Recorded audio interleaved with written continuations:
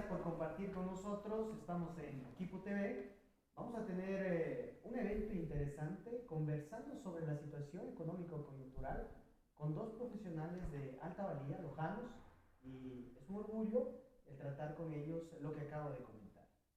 Muchísimas gracias a todos quienes se encuentran conectados y también quienes van a ver el reprise. Agradecemos a quienes nos auspician y nos respaldan: a Hotel Billonaco, a Big Davi Soluciones Empresariales, a Casa Deco, Decoración de Interiores y a ITS Masterclass.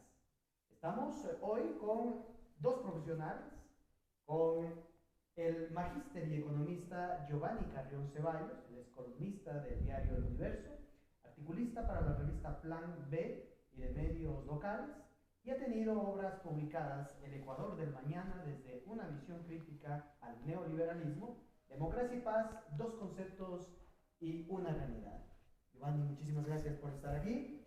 Vamos también a dar un resumen de lo que es el currículum del economista Santiago Ochoa, por la Universidad Técnica Particular de Loja, máster en Economía Urbana y Regional de la Universidad Nacional Autónoma de México, PhD en Economía Forestal por la Universidad Técnica de Múnich, Alemania, y está realizando los estudios postdoctorales en la Universidad Técnica de Múnich, Alemania.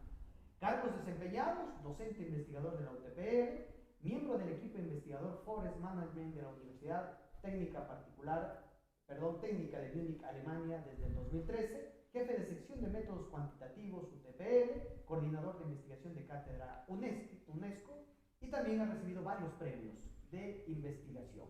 Además de eso, tiene más de 50 publicaciones, todas ellas en niveles altos de impacto, en ICI, Scopus, Latindex.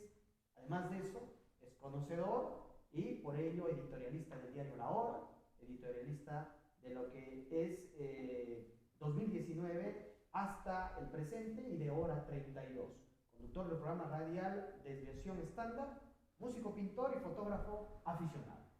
Con estos dos profesionales de alta valía vamos a empezar esta conversación, que tiene que ver con lo coyuntural, pero específicamente con el ámbito técnico. Y es que vamos a hacer una pequeña introducción.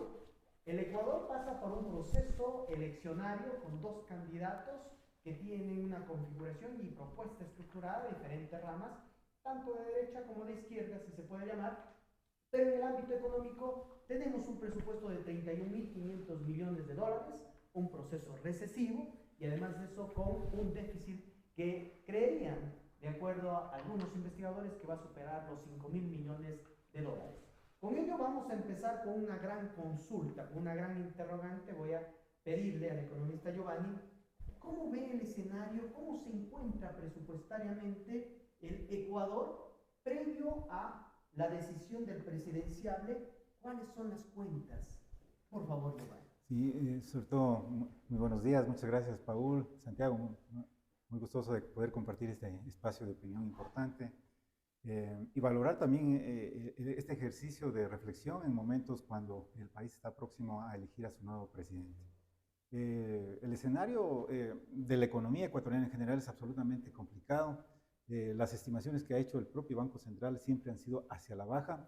Recordemos que el presupuesto, que muy bien lo refieres, de 31.000 millones, fue hecho con una estimación del 3.1% de crecimiento, lo cual al momento, en el mejor de los casos, estaría en el 1.5%, incluso hay estimaciones que podrían ser menores a eso. Y para el año 2024 las estimaciones aún todavía son mucho peores, al menos un 0.8, menos del 1%, es decir, tasas de crecimiento del Producto Interno Bruto menores a la tasa de crecimiento poblacional. Es decir, nos encontramos ante una economía estancada que no crece, que no genera empleo, y evidentemente en esas condiciones es muy difícil poder resolver las grandes necesidades de financiamiento de una economía además sobreendeudada y con un riesgo país que sobrepasa los 1.800 puntos. Es decir, son algunos elementos que condicionan y limitan las posibilidades reales de acción del próximo gobierno frente a lo que hemos escuchado y que llama la atención a un baratillo de ofertas, de propuestas de campaña que en la práctica, y más aún cuando el próximo gobierno apenas tendrá 17 meses en el poder, difícilmente poderlas conseguir. Entonces yo creo que es la hora más bien de la reflexión, del llamado a esa reflexión a nuestros candidatos, a quienes aspiran a ocupar la presidencia de la República, a actuar de manera sobre todo responsable frente a la realidad concreta que tiene el país. Muy bien, Giovanni ha mencionado algo, mi estimado Santiago, y es que hay un desequilibrio fiscal. Ahora, viendo la proyección que tuvo para el 2023, se habla de que el precio del barril de petróleo es $65, pero para lo que viene en este año está proyectado $59, sabiendo de que nuestra economía es muy dependiente de estos ingresos no permanentes. ¿Qué ocurriría? ¿Cómo le ve el escenario de los ingresos versus a los gastos? Ya que los mismos tienen una política macroeconómica que va direccionada no solamente a la educación, sino también al hecho del fenómeno del niño, sino también a la inseguridad. Santiago, por favor. Por supuesto. Primero, muchísimas gracias por la invitación. Siempre es un gusto compartir estos espacios y siempre un gusto compartir con Giovanni, a quien le sigo durante mucho tiempo. Súper importante lo que mencionan. El tema del petróleo es arma de doble filo para nosotros. Si por un lado nuestra economía depende completamente, pues por el otro lado los resultados no han sido históricamente los que queremos. ¿Desde cuándo somos país petrolero y no nos hemos podido desarrollar? ¿Cuántos miles de millones de dólares hemos explotado y no nos hemos podido desarrollar? El lugar donde más se explota en el Ecuador, ¿qué región es? La amazónica. ¿Y cuál es la región más pobre en el país? A lo que tú sumas del precio del petróleo está que nosotros pagamos un default por la calidad de petróleo. Significa menos ingresos. A eso hay que sumarle, sí, hay que invertir en salud y educación, pero no mencionan mucho ninguno de los candidatos un problema grave que se viene los 3 siguientes años, completando lo que mencionaba Giovanni. La tasa de crecimiento es la peor. No vamos a tener una tasa de crecimiento ni como la de 2019, donde ya se venían problemas económicos. Y más o menos rodeaba el 3%. Y más o menos 2.7%. Sí. Ahora viene un problema adicional. Tenemos que pagar amortizaciones de deuda. Para este 2024, el siguiente presidente tiene que pagar casi 8.000 millones de dólares. Es la más alta. Que tiene que cumplir respecto al histórico. Al histórico sí, pero no la más alta en los años venideros, porque hay que pagar 9.500 en 2025 y 10.000 millones en 2026. Vámonos solo al que le toca pagar al siguiente presidente, 8.000 millones de dólares. Con todas las propuestas que se puedan hacer, con traer dinero de la reserva, que es un poquito y demás, ¿cómo se va a pagar? Deuda, sí, pero como mencionaba Giovanni, 1.800 puntos, más o menos las variaciones, hablamos de tasas de interés posiblemente de 20%. Es más barato que alguien que no tiene cómo pagar un crédito lo saque en un banco, que el país pueda acceder a ese crédito. Además, el tiempo. No nos van a prestar dinero a más de 3, 5 años, corto plazo, lo cual hace una situación sumamente complicada. Una camisa de fuerza para poder cumplir. Para poder cumplir. Volviendo al tema del petróleo, que todo esto tiene que ver. Salimos de la OPEP. La idea era poder llegar a producir 1 millón de barriles al día. Venimos produciendo más o menos 500.000, pero no se ha podido, por diferentes cuestiones, los paros, problemas climáticos, etcétera, etcétera, no se ha podido. Y lo que se viene produciendo no es tampoco igual a lo que se llegó a producir en 2019, que ya venían problemas. La tendencia no es a la alza. Entonces, si producimos menos, si el precio está condicionado y va a la baja, los ingresos pueden ser mucho menos de lo que se esperaba. Incluso estas previsiones o proyecciones de crecimiento pueden terminar siendo mucho menores. Tenemos un año crucial. No se puede jugar con lo que está pasando en el país. No, vamos a decir, vamos a construir 1.000 universidades. Estoy exagerando. No, debemos decir qué es lo que se puede hacer en 1 año y medio con lo que se tiene y no comprometer al futuro, porque hay un tema que generalmente nos olvidamos todos, sociedad, economistas, políticos, y se llama sostenibilidad. Poder hacer algo para beneficio actual, pero que se mantenga en el futuro y no perjudique el futuro. Y lastimosamente la realidad del Ecuador nos hace ver que eso ha pasado. El tema petrolero no es el mejor y si no hay una buena reforma, no vamos a poder tener réditos en eso. Hay algo que ha mencionado Santiago sobre reformas, pero vayamos una vez que ya tenemos un escenario no tan favorable con las propuestas que hicieron durante el proceso de ley. Ahora viene algo interesante. Siempre se esperaba de que digan el cómo y el de dónde sacar el financiamiento para seguridad, que es transversal, mi estimado Giovanni. Con lo que ha dicho Santiago, previsibilidad no ha existido, las proyecciones son desfavorables. ¿De dónde creería que van a salir los fondos para poder solventar la inseguridad como primer punto? Y luego vamos a ir con lo del fenómeno del niño. ¿Será pertinente, mi estimado Giovanni, de que se tome vía endeudamiento o sea mejor las reservas internacionales? Sí, efectivamente, ese es uno de los grandes problemas y que tendrá que resolver el próximo presidente. Incluso solo añadiendo un tema importante, la reflexión de Santiago respecto a la realidad petrolera, es de que efectivamente en el tema de la balanza comercial total, si bien la balanza en el año 2022 petrolera fue superavitaria y determinó en términos generales 2.300 millones positivos, pero si revisamos, la balanza no petrolera fue deficitaria en menos 1.600 millones. Estamos hablando de que hay mayor dependencia de los ingresos no Pet permanentes respecto y de los petroleros. Entonces, aún el escenario que lo grafica Santiago, efectivamente podría ser mucho peor porque el sector no petrolero sigue siendo deficitario. Están saliendo más dólares de los que ingresan por la vía de las exportaciones. En esas condiciones de necesidad de financiamiento, desde mi punto de vista, yo creo que el hecho es reconocer que el nivel de pago de amortizaciones de la deuda externa como están, es imposible pagarlos de acuerdo a la realidad ecuatoriana. El esfuerzo de los presidentes tendrán que entrar en un proceso desde un punto de vista de renegociación de la deuda. Tendrían que renegociar porque de otra manera hay que establecer prioridades. Aquí hay un tema de enfrentar temas de seguridad, que es lo que está convulsionando particularmente el Ecuador, y generar los recursos hacia el ámbito de la inversión pública que genere un dinamismo en la economía. Si no logramos eso, difícilmente vamos a poder entrar en una economía mucho más positiva. Entonces estaríamos hablando, ¿cuál de los dos mecanismos es el más saludable? ¿Tomar de las reservas internacionales o bien endeudamiento con multilaterales o con gobiernos aliados? ¿Cuál sería la proyección desde tu punto de vista? Podría ser una combinación de las dos.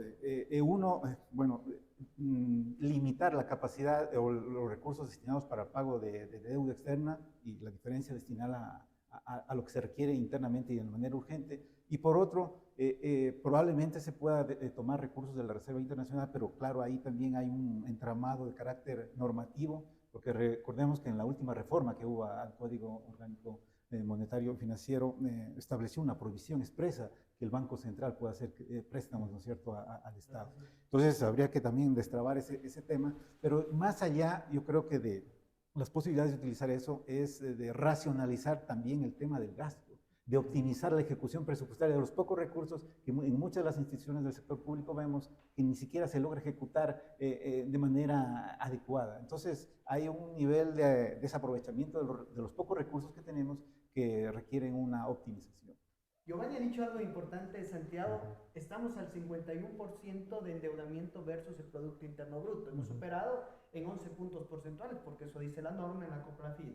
Ahora, nuevamente, tenemos una reserva internacional de aproximadamente 7.000 millones de dólares. Hemos venido a la baja. Tu receta, tu visión, ¿cuál sería lo mejor? Porque recordemos que las reservas internacionales son el respaldo para que la dolarización se mantenga estable. Santiago, por favor, tu análisis. Por supuesto. A ver, siempre para resolver cualquier problema, si por ejemplo estás enfermo, vas al médico, el médico no te da una receta, sino primero te manda a hacer exámenes, una radiografía, a ver cómo estás. El diagnóstico. El diagnóstico. Y el diagnóstico no siempre es el correcto con el que están actuando muchas veces nuestros gobiernos. Para comenzar, la reserva comenzó este año con más de 9.500 millones de dólares. Se utilizó de la reserva ya para pagar deuda y a septiembre está en 6.500 millones de dólares.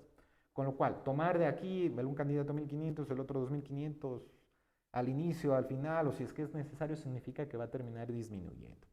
Pros y contras. Al corto plazo no se tiene ese dinero. A largo plazo o a mediano plazo, si es que el beneficio es mayor que el costo, podría sonar interesante, pero con las condiciones que tenemos, es muy temeroso tomar dinero que luego podría ser difícil. Ahora, cuando hablas de condiciones, ¿a qué te estás refiriendo puntualmente? Me refiero a, tenemos los problemas de crecimiento que hablábamos, tenemos problemas para endeudarnos. ¿Falta de institucionalidad tal vez? Ya si nos metemos a cuestiones políticas, por supuesto, a cuestiones de manejo, si hablamos de calidad de vida, mira, salud, educación, ingresos, todo eso es un combo que lo hace ver complicado. Si se hace bien, se puede. También soy de la idea que no es, en economía hay que diferenciar dos cosas, lo normativo y lo positivo. Lo normativo es cómo debería ser. ¿Cómo debería ser? No deberíamos topar nada, todo debería estar bien. No, pero ¿cómo es? Lo positivo, las cosas como son. Vamos a tener que... Necesitamos endeudarnos. Yo creo que la renegociación que mencionaba Giovanni No hay otra salida, no pueden Es una hacer más. camisa de fuerza. Es una que camisa de cualquiera fuerza los dos presidenciables. que cualquiera de los dos presidenciables. Habrá que ver si el uno se va hacia el Fondo Monetario Internacional de nuevo y hay estos acuerdos que hay que tenerles cuidado porque suelen afectar a la parte social en el corto plazo. A largo plazo se lo pueden mantener, pero es el gobierno que tiene que poner, así como el doctor, te pones una vacuna, te da fiebre, entonces te manda la pastilla para que no te dé fiebre. Una pregunta que te voy a hacer, porque a la final lo económico está relacionado con la política. Claro que sí. Tal vez hay cierto condicionamiento para un candidato u otro dependiendo de qué a la política venga en la parte geopolítica y económica internacional. Eso depende más de las condiciones del país. Podría ser, si ves cuando mencionaron los dos candidatos la toma de reservas, subió el riesgo país. Ahora habrá que correlacionarlo para ver si es que es relación o es causalidad. Que es muy interesante, ¿no? Que puede pasar y que si lo vemos conforme ha pasado el tiempo, cuando han habido decisiones políticas, han habido paros, etcétera, cómo ha cambiado también ese riesgo país. Entonces, sí, por supuesto que podría tener un condicionamiento. Si es que es un gobierno de izquierda o derecha, ahora que se habla y parece que no se tiene claro nada, pero creo que es importante considerar una tercera vía, la evolución de la socialdemocracia, donde sí, cuando necesitamos políticas más izquierdosas y cuando necesitamos libre mercado y menos control. Sería importantísimo, pero eso es muy difícil. Como tú lo dices, sí, estamos condicionados, yo creo que más por cuestiones económicas, independientemente de quién venga, pero estamos condicionados por la realidad que tiene el país. Y creo que no hay otra receta adicional. O sea, hay que tratar de renegociar esa deuda, habrá que ver con qué organismo multilateral se lo hace y van a tener que tomar esa cantidad de dinero o alguna cantidad de dinero.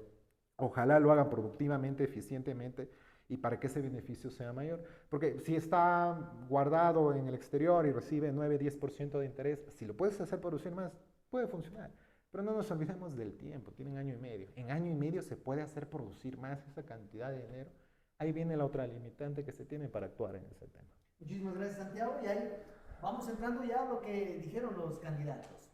¿Hasta qué punto podrías, Giovanni, evaluar la pertinencia de los dos candidatos en el momento de decir cómo van a dar cierto grado de solución a la inseguridad, primer punto, y al fenómeno del niño, que es aquel fenómeno natural que ya nos generó una inestabilidad a tal punto que en 1997-1998 fue uno de los factores para que luego se produzca la dolarización?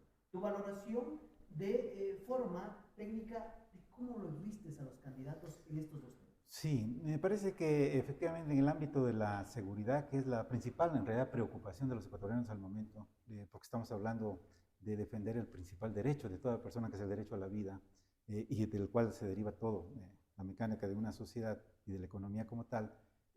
Ese quizá es el punto central, fundamental, el cometido principal del próximo presidente, garantizar las condiciones para mejorar los niveles de seguridad en el Ecuador.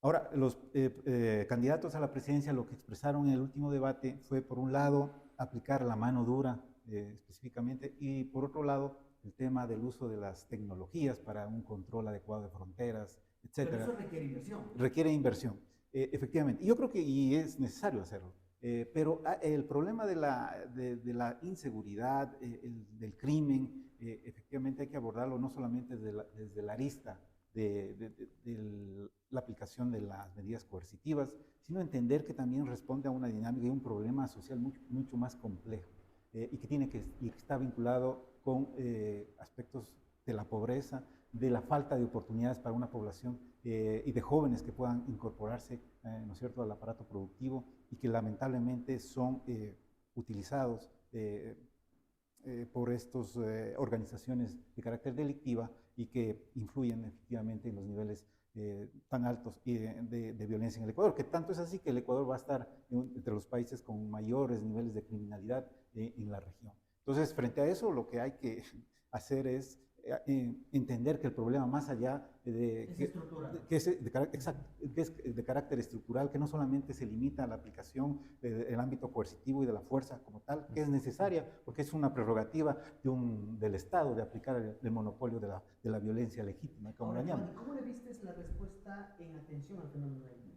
Bueno, ahí me parece que existe un desconocimiento general, me parece todavía del tema, y de hecho la gran responsabilidad ya tuvo que haber sido desde el propio gobierno, que está en funciones de tomar las medidas, porque cuando ya llegue el nuevo presidente probablemente comience ya a estarse sintiendo los principales, primeros efectos de ese fenómeno del niño. Pero lamentablemente vemos que muy poco se ha hecho a nivel de gobierno central, de gobiernos locales, respecto a desarrollar esa política preventiva y de mitigación del fenómeno del niño y de sus potenciales efectos. No hay los recursos, no se han destinado las acciones ni los compromisos por parte de los gobiernos, tanto nacional, central como locales, y desde luego va a ser, yo creo que en la realidad, que muchas de las acciones que deba tomar el próximo presidente será con la población cuando tenga hasta el agua hasta la cintura. Muchísimas gracias, Giovanni. Ha mencionado, se deja en claro de que no hubo a fondo un análisis de cómo hacer, de qué políticas va a implementar en este caso el gobierno central. Pero voy a ir al siguiente tema, mi estimado Santiago, que tuvo que ver con la empleabilidad. ¿Sí? ¿Respondieron, no respondieron? ¿Llenaron las expectativas? ¿Qué podemos hacer o cuáles son los mecanismos? ¿O cuál crees que fue la mejor o pertinente respuesta de los dos candidatos? Empleabilidad, ¿te refieres al mercado laboral? Sí, mercado laboral. Por supuesto. Nuevamente, el mercado laboral posiblemente no se entiende muy bien, puesto que vemos las últimas propuestas de gobierno no han sido para solucionar las cuestiones de mercado laboral como tal, sino para conseguir trabajo, no pleno empleo. ¿Cómo está la situación? Desde 2019 que perdimos 115,000 plazas de pleno empleo, no nos recuperamos. Creció la población económicamente activa. Claro. ¿Con estas plazas de pleno empleo estamos hablando del sector privado o también de la parte pública? El 95% es sector privado. Es decir, agónico. Agónico.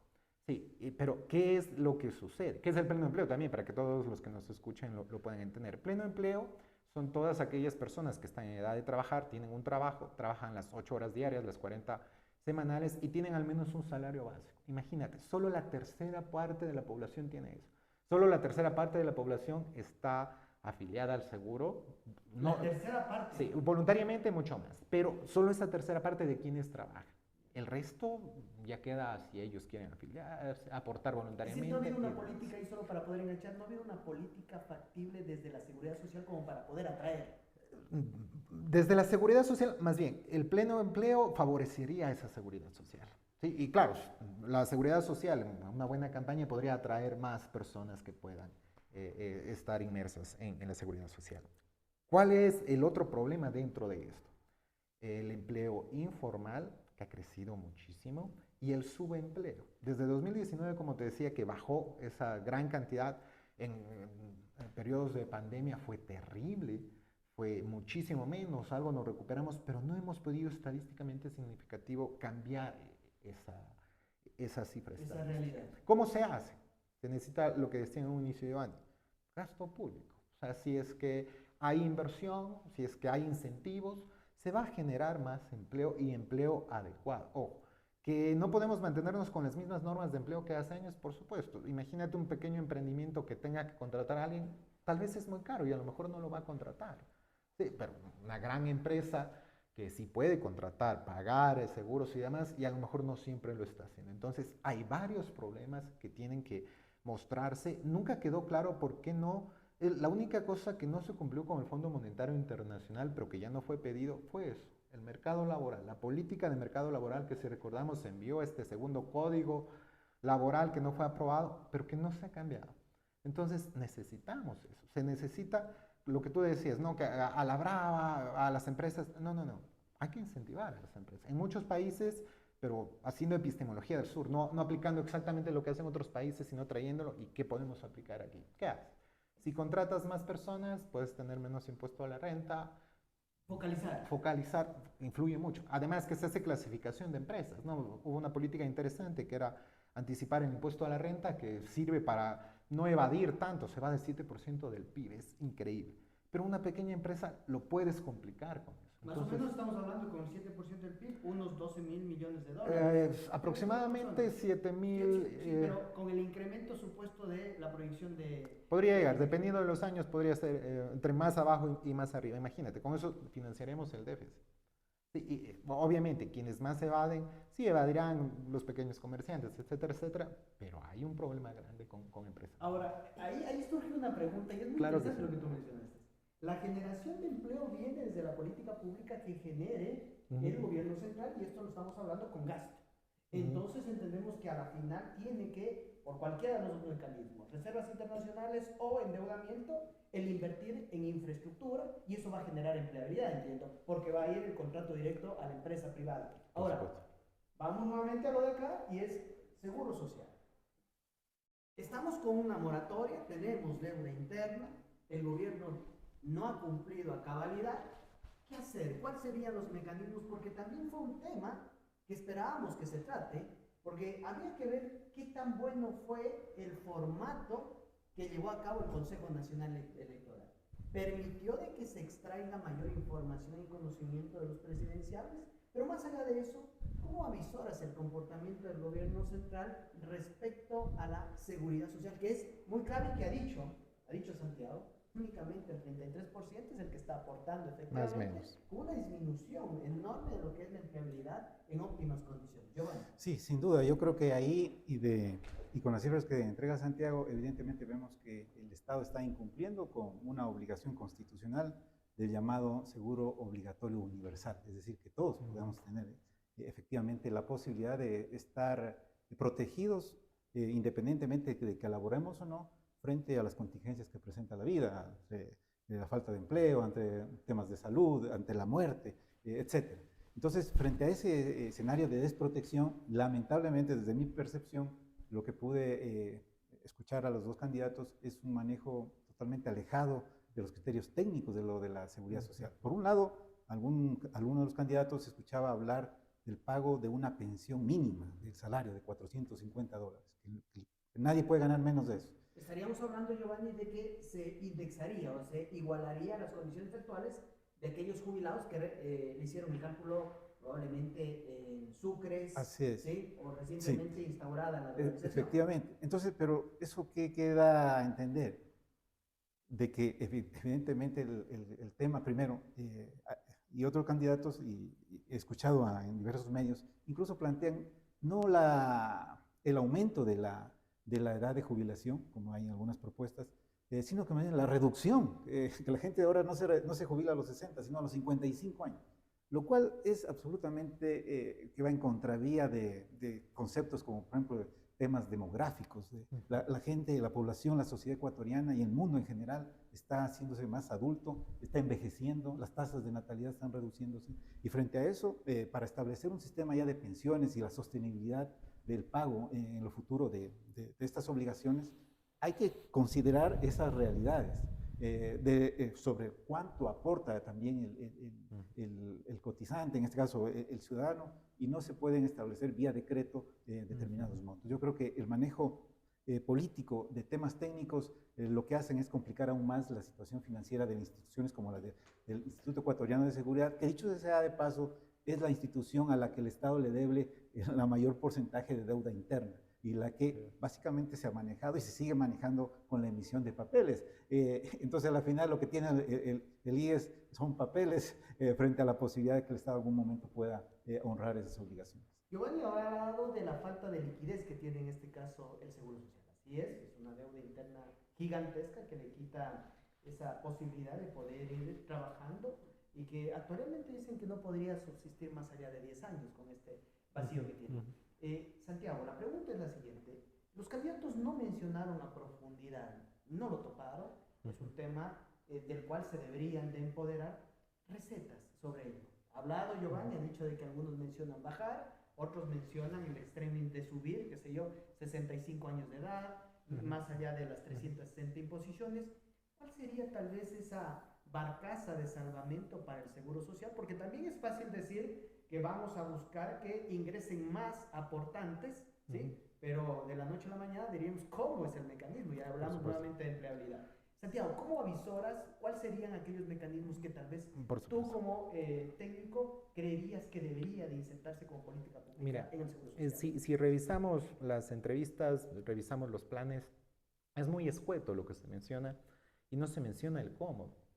Para quienes estamos metidos en el ámbito de la economía, nos hace mucha falta, pero o sea, yo puedo decir que mañana voy a revivir un dinosaurio y si no lo digo cómo, ¿por qué tienen que creer? Una receta que está ligado a tu pregunta anterior sobre empleabilidad, que influiría mucho, es algo que menciona CEPAL. CEPAL en varios de sus estudios menciona que hay tanta burocracia en Latinoamérica, haciendo unos cálculos, disminuyendo burocracia, se podrían crear hasta 500.000 empleos, siendo más productivos, eficientes y demás. Si tienes 500.000 empleos, tienes 500.000 nuevos aportantes. El problema es que ahora a un jubilado ha venido bajando, se los financiaba con 10 aportantes, con 8, se dice que a futuro va a estar mucho más abajo, posiblemente 3 y demás. Entonces, no es que en el futuro inmediato necesitamos, hay muchos jubilados, entonces subámosles a 80, 90 años de edad. No necesariamente ese es el problema. A lo mejor sí, al variar algo de años, nunca hay que estar cerrado. No le va a gustar a la población. Pero no ese es el problema. El problema es quiénes están aportando. Si logramos que más gente aporte, pues hay más dinero para que el gobierno pueda trabajar de la mejor manera. Ahora, una pregunta ahí, Santiago. ¿Será que tal vez los aportantes, si bien es cierto, en número pueden ser más, pero están recibiendo menos salario y con ello un aporte menor?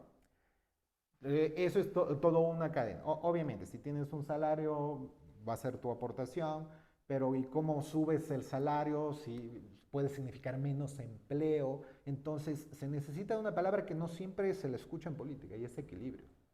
Entonces, si puedes lograr un equilibrio donde esté un salario adecuado que favorezca al empleado, pero también al empleador, y que no signifique menos contratación, pues tiene un resultado sumamente interesante. Pero hay muchos más. Si es que podemos revisar estas propuestas que hay para mejorar el IES, la una es ya no pagar a los jubilados con sus mejores 5 últimos sueldos, sino con un promedio de 30. Claro, si le ves funcionalidad, sí puede funcionar, pero estás dejando de lado el bienestar de quienes se están jubilando. Pues jugando con ellos. Se está jugando, de cierta. Entonces, sí, nuevamente vuelvo a esa palabra que se llama equilibrio. ¿Podría hacerse? Sí, no, pero siempre necesitamos que los aportantes, en este caso, quienes se vayan a jubilar, tengan una vida digna, necesaria, adecuada. Esa es la proyección para cuando están pasivos, Santiago. Y otro mecanismo adicional, ¿qué debería de hacer el Seguro Social como para poder decir, vean, estamos tratando de buscar un estado saludable que les permita tener beneficios, en los cuales también habría que analizar cómo está el servicio de salud, etcétera, porque son las extensiones de lo que están pagando? Ahí viene parte de lo que te decía de CEPAL. ¿Qué sucede si incrementas la eficiencia? Ahora, lastimosamente, si vas a una institución pública, es muy complicado el tema de salud. Muy probablemente no tengas las medicinas, muy probablemente te atiendan un poco más tarde de lo que esperabas. ¿Qué sucede si mejoras eso? Mucha gente va a querer asistir ahí porque va a ser los costos más económicos, el beneficio mucho mejor, vas a poder atenderte de la mejor manera. Entonces, esto también va a generar que más personas, independientemente del costo, puedan querer aportar, estar en la seguridad. Es como comprar un producto. Si es un producto que no satisface tu necesidad, no das por. Percepción de calidad. Percepción de calidad. En cambio, si es que en realidad ves un producto, no, esto sí me sirve por más que esté carito. Y algo adicional, aquí le voy a meter a Adam Smith, teoría del valor de uso y valor de cambio. Una botella de agua, 25, 50 centavos, la más cara $1. Un diamante, miles de dólares. Pero si estamos en el desierto, el diamante, por más lo que cueste, no lo vas a pagar, el agua sí. En este momento estamos en el desierto. Necesitamos valorar y hacer valorar esa botella de agua. Más allá de la suprafuncionalidad, la funcionalidad. La funcionalidad. Sí. Muchas gracias, Santiago. Y hay algo que ha mencionado. Se verifica el hecho de nuevos aportantes. Pero sobre ello, pregunta. Tampoco la toparon en consideración, pero es importante a la ciudadanía darle el conocimiento. Todos creerían, los dos candidatos van a tener que hacer política económica, ¿sí?, anticíclica. ¿Sí? Y eso dice de que tiene que haber mayor gasto y menores impuestos para poder atraer el sector privado. ¿Qué opinas al respecto, mi estimado Giovanni? ¿Va a haber tal vez esa formulita de, lo mencionó ya Santiago, ¿O usted cree que tiene que disminuirse para incentivar el sector privado desde la parte tributaria? Sin duda, yo creo que eso es fundamental, porque con una demanda agregada tan deprimida como la que tenemos, justamente, por lo menos la teoría alienta a eso, a reducir impuestos para generar e incentivar el consumo en familias, reducir las tasas de interés, que es otro tema que no se lo ha topado en el Ecuador y que tiene que ver con la inversión, lo limitada de esta, porque aquí los bancos son las grandes instituciones que generan utilidades importantes frente a una economía que crece. Una preguntita Sí. ahí, Giovanni. No tenemos política monetaria, el hecho de estar dolarizados. ¿Cuál sería el mecanismo? Bueno, ahí de la regulación de las tasas, porque imagínese usted, Paul, con tasas del ámbito de consumo del 16% o del microcrédito sobre el 20%, bueno, son prácticamente de usura, hablándolo en términos prácticos, las tasas de interés que se cobran. Y de esa manera es muy difícil generar actividad económica con ese nivel de tasa de interés. Ahora, lo importante es que el dinamismo que genere el incremento del consumo, el incremento de la inversión, el sostenimiento del gasto público, que es fundamental y es otro de los grandes vacíos y falencias del actual gobierno, de la deficiencia en el gasto público y la creación de infraestructura que limitan la expansión de la economía. Si la economía no crece, difícilmente van a existir esos aportantes, esos cotizantes al sistema de seguridad social, que son los que van a financiar y sostener este sistema de reparto que funciona en el ámbito de la seguridad social. Son los afiliados activos los que están financiando las prestaciones de los jubilados o de los pensionistas. En esas condiciones es muy difícil, pero yo creo que también ahí, aparte de reactivar a la economía a través de estos elementos, gasto público, inversión, consumo, tiene que ver también el hecho y el reconocimiento y el pago de la deuda que tiene el Estado con la seguridad social. Ahí estamos hablando, tiene inversiones sobre 8.000 millones de dólares en papeles, pero aparte tiene deudas que superan los 8.000 millones en temas de, porque no está pagando el 40% que es constitucional e ilegal, que lo pague para cubrir las deudas. Tampoco está cubriendo los gastos que tiene en salud, que tienen que ver sobre la atención de los jubilados, de los adultos mayores, que también corre por parte del Estado. Estas extensiones con otras instituciones. Así es. Y que también ahí hay que entender que es un problema de salud pública el manejo equivocado en el Ecuador, porque acá nosotros nos concentramos ya en la atención de las enfermedades y muchas veces las crónicas, muy caras, que se requieren una atención permanente y con medicamentos muy costosos, cuando deberíamos el enfoque cambiarlo hacia la medicina preventiva, es decir, evitar que la gente llegue a enfermarse, a adquirir una enfermedad crónica y de esa manera poder aliviar, ¿no es cierto?, a los temas de salud en el país. Pero yo creo que la seguridad social es un tema crucial.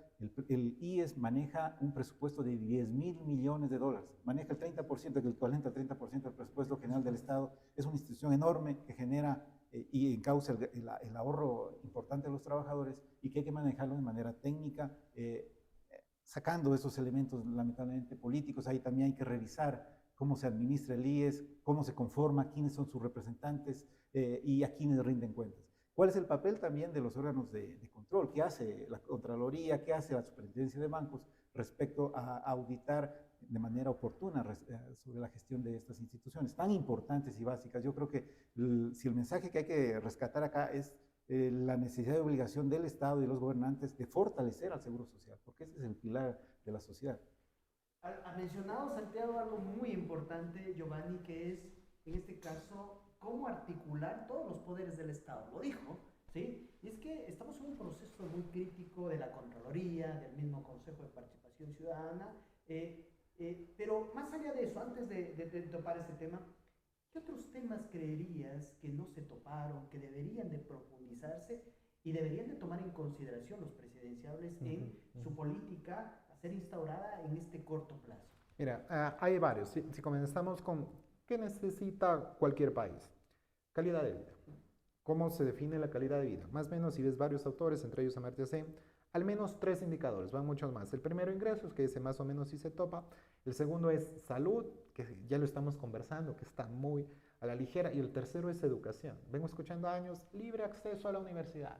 Hay gente que pensó que un examen es el problema, no el número de cupos que hay, no las tendencias, no la demanda. La universidad pública solo puede abarcar con el 50% de la demanda. Se presentan cada año, cada semestre, 300.000 aspirantes a una carrera, pero la universidad pública solo tiene 120.000 cupos. Estamos hablando de que capacidad instalada no contamos. Capacidad instalada, aulas, número de profesores, laboratorios, en esta becas, etc. De eso no se está hablando mucho ligado a presupuestos. Sí, que se va a incrementar el presupuesto, sí, pero necesitamos hacer una renovación, reinfraestructura y hacer algo que se dejó de hacer, control. Nuevamente, ver cómo están las carreras, tratar de incentivar demanda a nuevas carreras, porque, por ejemplo, una universidad de Guayaquil, no vale hacer publicidad con el nombre, pero se presentaron, tienen 300 cupos para medicina, recibieron 6.000 postulaciones. Es imposible que se pueda cumplir si cada vez se quieren las mismas carreras y a eso vincularlo con el tema de mercado laboral. Necesitamos tantos cupos de tales y tales profesiones. Podría eso variarse, que es un tema que se topó y se topó a la ley. Otro tema que es importante y que lo volvemos a ver y que no había pasado desde el 2000. En el 2000 salieron del Ecuador entre 120.000 y 150.000 ecuatorianos. Migración, la ola migratoria. Esto se le llama la joroba migratoria, viene una curva así y luego comienza a bajar. Llegamos a ese punto. El año pasado ya salieron 150.000 ecuatorianos que no volvieron, ojo, registrados. Los no registrados se asume que fueron al menos 50% más. Estamos viviendo un hecho migratorio sumamente interesante, importante, comparable con lo que existió por cantidad. Si vemos la población que había en ese entonces y la que hay ahora, aunque se han mencionado algunos problemas con el censo, pues todavía no es tan complicado, pero lo es. ¿Qué sucede con esto? Sí, por parte de ingresos vamos a tener remesas, pero el tema social es importante porque hay que cuidarlo. Todo el mundo es libre de salir, de emigrar, de trabajar, pero el gobierno tiene que tener políticas para que quienes se queden aquí no tengan inconvenientes y los que van o puedan volver, regresar o no tengan todos los problemas que hablamos de precautelar la integridad del núcleo familiar, que es muy importante. Por supuesto. Ahora, voy a extender la pregunta, mi estimado Santiago. ¿Será que falta entonces que profundicen los presidenciales respecto a un plan estratégico de educación superior donde se focalice la creación de nuevas carreras, donde se incentive el I+D? Porque se dice que un país en vías de desarrollo o subdesarrollado tiene que invertir en educación, salud y en I+D. Entonces, ¿cuál sería el planteamiento al corto plazo? ¿Qué se debería de hacer con la CENESID? Y también consultarte a ti, ¿qué ocurre entre este órgano de control de educación superior y el órgano de control que es el Mineduc? ¿Hay complementariedad o no hay? ¿Qué pasa? Mira, ¿Qué valencia aquí podemos seguir recetas y nuevamente aplico epistemología del sur, aplicarlo a lo que nosotros necesitamos. La forma, por último, no importa, se va a hacer del Ministerio de Educación, ok, pero se necesita control, regulación, que a veces no nos gusta, pero es necesario. Porque para saber cómo estamos, ¿cómo medimos si no hay ese control? ¿Cómo medimos si no sabemos cuántos estudiantes debe tener un profesor, un curso, cuántos laboratorios, cuántas becas, etcétera, etcétera? ¿Cuántos puestos de trabajo pueden haber en el corto o mediano plazo? Entonces, eso lo puede hacer la institución que le pongas el nombre, lo puede hacer, ¿sí? Pero es importante que más bien se formalice la estructura, los procesos para que se lo haga. O la CENACID, que a veces por cuestiones políticas está mal vista, pero que es una institución que si se potencializa va a servir mucho. O póngalo a ministerio, o póngalo al nombre que le quieran poner. Pero es importante que esas funciones las tenga para poder saber cómo estamos, cómo vamos a crecer y a dónde queremos llegar. Sin eso es muy complicado, es como tener dinero en el banco y no controlar qué dinero tienes y estás sacando y cuando te das cuenta ya no hay nada. Oh, ¿en qué lo gasté? Pasa lo mismo con la educación. Si no hay ese control, pues va a ser muy difícil saber en dónde estamos para poder saber cómo vamos a llegar a donde queremos llegar. Muchísimas gracias. Y ahí la extensión. Educar o una inversión en educación para recibir réditos a mediano y largo plazo. Vayamos hacia eso. Tenemos una matriz productiva que no se generó, no hubo cambio de matriz productiva, un cambio de, llamémosle un sinónimo de cambio de matriz energética. Nos vemos abocados a tratar de cambiar en la conceptualización de dónde extraer ingresos. Sabemos que la consulta popular hace de que se cierre uno de los lugares de yacimiento petrolífero y ello disminuirá en proyecciones, hablan de 1.090 millones de dólares. Ahora, ¿qué tipo de estrategia creería Giovanni dentro de lo que es el marco de investigación y correlacionado con las universidades se debería de implementar? ¿Una política que deben de tomarla a rajatabla los presidenciales? Sin duda, yo creo que eso ahí fundamental, Paul, el hecho de que para poder cambiar esa matriz productiva que tenemos, centrada agroexportación, en la explotación de materias primas básicamente, sin incorporar ese valor agregado tan necesario a los productos. Si queremos mejorar la matriz energética, ahora que estamos a puertas de nuevamente retomar los apagones, racionamientos, efectivamente, yo creo que hay que rescatar el hecho de que darle la prioridad o convalidar la importancia que tiene y que juega el Estado en todo esto. Si queremos cambiar y ofrecer a la población condiciones de igualdad, de equidad, pues hay que hablar necesariamente de educación pública, de salud pública, para que los niños, los jóvenes tengan esas oportunidades, generarle oportunidades, y que luego sí sean sus propias capacidades las que determinen hacia dónde y hasta dónde llegan. Pero el Estado tiene que ofrecer esas condiciones mínimas de generar igualdad, equidad en esa distribución. Y para eso juega el papel fundamental la educación. Entonces, sin educación, ¿cómo aspiramos a cambiar esa matriz productiva cuando se requiere, sobre todo, conocimiento, tecnología, inversión? Eso tiene que ser liderado por el Estado, no hay otra forma. Si vemos las historias de los procesos de industrialización en el Asia, en los países del primer mundo, ha sido el Estado ese gran motor e impulsor de ese desarrollo, lo cual contraviene las teorías de quienes defienden e idolatran exclusivamente el mercado. Santiago ha mencionado algo interesante. Tenemos una falta de capacidad operativa, de infraestructura operativa.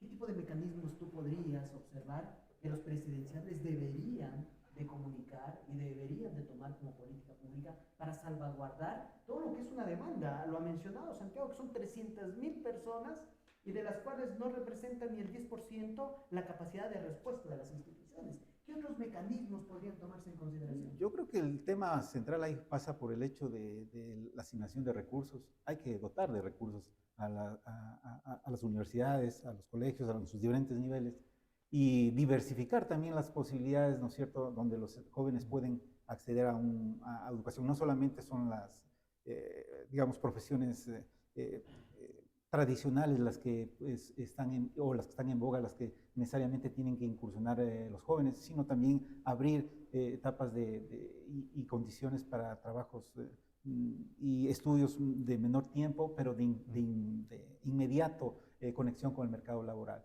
Carreras de orden técnico que podrían también estar vinculadas con eso. Eso tampoco quiere decir, y volver a los años 60 o 70, donde se despreciaba las carreras y facultades de sociología, etcétera. Eso es fundamental porque hay que pensar y repensar el país y el mundo para poder entender quiénes están detrás, quiénes toman las decisiones y cómo se mueven las lógicas del poder.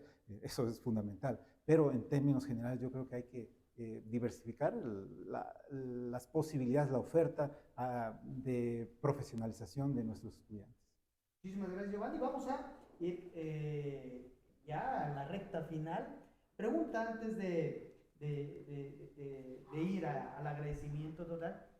Mi estimado Santiago, ¿la población ecuatoriana está capacitada, comprende lo que es el rol del ámbito político al momento de elegir a sus presidenciales?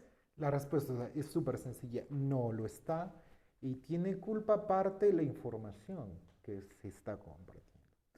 Hacía yo un ejercicio no hace mucho y veía, por ejemplo, en redes sociales, el número de vistas de información sobre el censo, de información sobre política, de información sobre impuestos, y las vistas son muy pocas.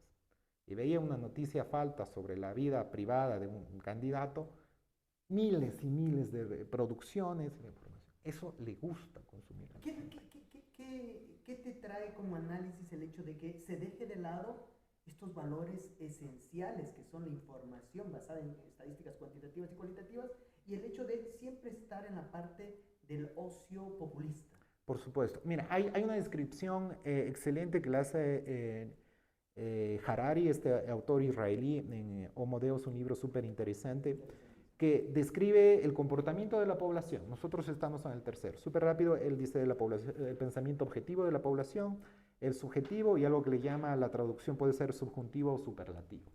El primero pone a una premio Nobel de Física, Anne Curray, que ella pensaba que no le iba a hacer daño trabajar con radioactividad y murió de eso. ¿Sí? Entonces, los hechos son, independientemente de lo que pensamos. El subjetivo, a veces tú puedes pensar algo que no es, pero si no lo compartes no pasa nada. Ejemplo del amigo imaginario de muchos en la niñez, lo tienen, creces, no pasa nada. Pero el complicado es el tercero y el que ahora lo tenemos nosotros. Recordemos, nuestros ancestros pensaban que si había eclipse había que matar hasta jefes de Estado. Algunos estarían felices con eso ahora. Y pensaban eso. Y había que pasar generaciones para que eso cambie. Ahora pasa eso en materia económica y política. Pero entonces hay muchas cosas que las personas lo creen, lo afirman, lo aseguran y que no son ciertas y que no tienen evidencia. Eso se da aparte de algo que se llama el efecto Dunning-Kruger. El que menos sabe se siente más seguro de opinar. ¿Te imaginas aquí a nosotros tres hablando de cirugía de corazón abierto y diciendo que se tiene que operar así? No, no estamos preparados para eso. Y no entiendo por qué mucha gente sin preparación toca temas en un país que necesita una cirugía de corazón abierto y da lujo de detalles de cómo se debe hacer y demás, cuando no tiene el conocimiento. Y es un poco de irresponsabilidad en cuanto a la información que consumimos y a la información que producimos. Es importante informar. Una pregunta, Santiago, antes de ir con Giovanni. ¿Falta involucramiento tal vez de las universidades? Falta involucramiento de todos los sectores. Primero, las universidades no tienen que meterse en el sector político, sí en el sector económico, en el sector médico y demás. La vinculación es algo que no hemos podido lograr. No universidades, sistema educativo. Mira, hay cientos de publicaciones científicas ya en el país, miles, ya hemos pasado las 3.000 si mal no recuerdo. El dato está sujeto a corrección, más o menos. ¿Cómo eso está vinculado? Todavía no está, falta tiempo. Pero eso es la aplicabilidad. Tiene que estar inmerso las instituciones educativas, el gobierno, gobiernos seccionales, para saber qué es lo que estamos haciendo, cómo se lo puede utilizar, cómo podemos ayudar y aplicar algo que dice John Nash, Premio Nobel de Economía en 1996. El individuo se preocupa por la parte individual y por competir. Nos estamos olvidando de cooperar. Y el beneficio, el mayor beneficio se alcanza con eso, cooperando, no compitiendo exclusivamente. Gracias, Santiago. Vamos, Giovanni. ¿Se encuentra la población ecuatoriana en condiciones de asumir este reto de una manera técnica, consciente, a sabiendas que el 15 se decide el futuro del país? Bueno, yo ahí sí coincido plenamente con Santiago, es absolutamente no, lamentablemente. Y yo lo explicaría también desde el ámbito de esa gran desafección hacia la política, producto precisamente de esta crisis de la democracia representativa, porque quienes representan o deberían representar a esa población, a ese gran conglomerado o electorado, no es tal. Ellos representan sus propios intereses o de determinados grupos. Los partidos y movimientos políticos tampoco están cumpliendo con su papel formativo, como previamente lo hablábamos, ¿no? Formar a su militancia políticamente, ideológicamente. Muchos hablan que se han muerto las ideologías y que ya no hay las ideologías. Entonces, bueno, si el hombre no se mueve por las ideas, entonces, ¿en qué estamos? Entonces las ideologías están ahí, están vivas, son consustanciales con el hombre como tal. Y el gran peligro en este escenario de desafección hacia la política es de que quienes tomen las decisiones son no necesariamente las personas más preparadas, sino quienes se presenten como esos grandes líderes o liberadores de los pueblos de sus desgracias. Estamos hablando del neopopulismo, de las autocracias en muchos de los casos, y esos son los grandes peligros a los que nos vemos abocados. Por eso es la importancia de la educación, particularmente como un elemento transversal de todo el desarrollo de una sociedad, para poder entender lo que sucede en el país, en la sociedad, y tomar las mejores decisiones. Yo creo que el compromiso de los ciudadanos, en todo caso, en este momento, es tratar de mirar a las mejores opciones de las que tenemos y elegir de manera responsable. Muchísimas gracias y ya nos vamos a los últimos minutos en un mensaje corto, mi estimado Santiago, para la ciudadanía. Por supuesto, querida ciudadanía, es importante cambiar un poco nuestro comportamiento. Siempre estamos pensando como si fuera fútbol el tema político, que unos ganan y otros pierden, cuando en realidad si pierde uno, perdemos todos. La importancia de ganar en materia política es que si alguien gana, el que en teoría perdió, quede mucho más arriba donde estaba antes. Si queremos un cambio, lastimosamente, y que es muy difícil de hacer, tenemos que comenzar por aquí, por nosotros. Comenzar a pensar diferente, a buscar información, a contrastar información y a no dejarnos llevar por el montón, por lo que dicen, por lo que está de moda, sino porque hemos podido contrastar. Si no hacemos eso, siempre en política seremos engañados, estaremos siendo cómplices de lo que nos pasa en nuestro Ecuador históricamente, y si queremos un cambio, en realidad Lo más importante es que nosotros nos fijemos objetivos y cómo conseguirlos, no dejándonos llevar del entorno, sino en realidad planteándonos metas que podamos realizar. Muchísimas gracias, Santiago. Giovanni. Sí, yo sumarme a ese llamado a la población de asumir este proceso eleccionario que viene ya en próximos días con absoluta responsabilidad, mirar las mejores opciones, auscultar los planes que ofrecen los candidatos y en términos generales actuar de manera responsable. Hay que, como ya lo dijo Santiago en algún momento, dejar esa visión de manera individual y mirar en conjunto a la sociedad y que la toma de decisiones que vamos a hacerlo, pues va a influir probablemente de manera importante en la vida y en el bienestar de toda la población en los futuros. Muchísimas gracias. Muy agradecido a Santiago, a Giovanni por su participación. Tengo que también agradecer a quienes nos respaldan en este proceso de socializar lo que es la verdad, analizada desde lo técnico. Un agradecimiento al Hotel Villonaco por darnos la facilidad en sus instalaciones, a Vigue Davi Soluciones Empresariales, a Casa Deco Decoración de Interiores y a ITS Masterclass.